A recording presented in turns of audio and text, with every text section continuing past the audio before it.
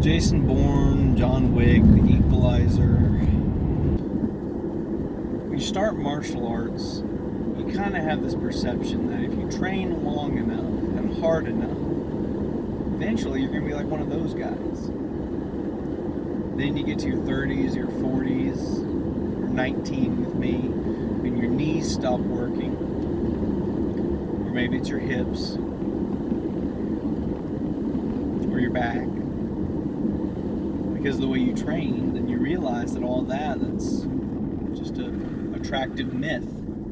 Just something that you wanted to be. It's not going to happen, so you'll just have to make do with what you have.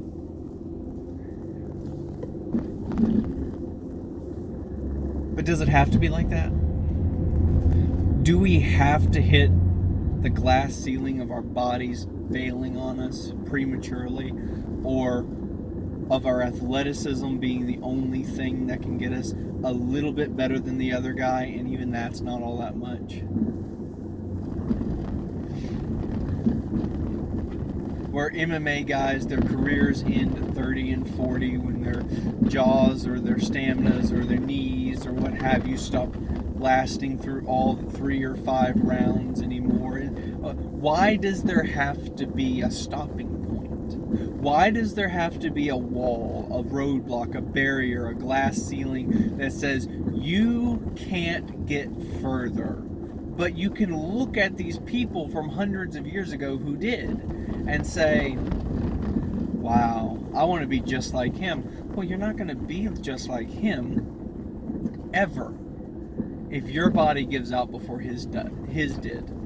Well, why didn't that old master's body give out? Why are these people that we see as beyond us, greater than us, better than us, so far and away different than us that we could never achieve what they do or did?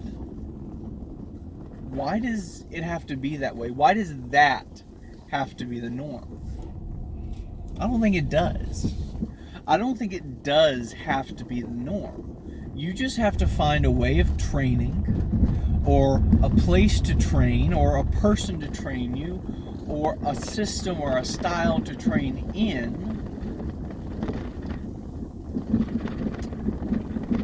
You have to find a way to train that doesn't cap out that soon.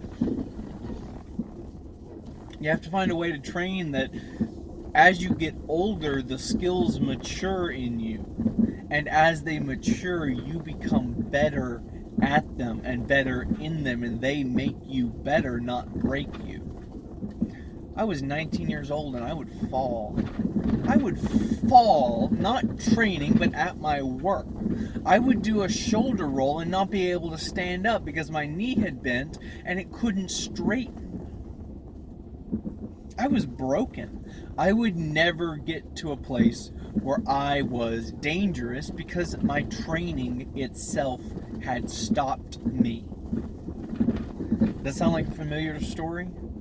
Maybe you've lived that story. Maybe you're past the point of no return in that story, and your knees are so destroyed that you've just accepted that as true, but it doesn't have to be that way. I'll tell you right now, in my mid-20s, my knees are better than when I was in my teens, my late teens. My knees are better, even though I weigh more, because I changed the way I trained. If the way that you're training is breaking you, if you see people farther along in what you do, where the training has broken them, I suggest it's time for a change. And it's going to be hard. It's going to be painful. It might be a little awkward. But if you make the change now, you'll save yourself a lot of pain down the road.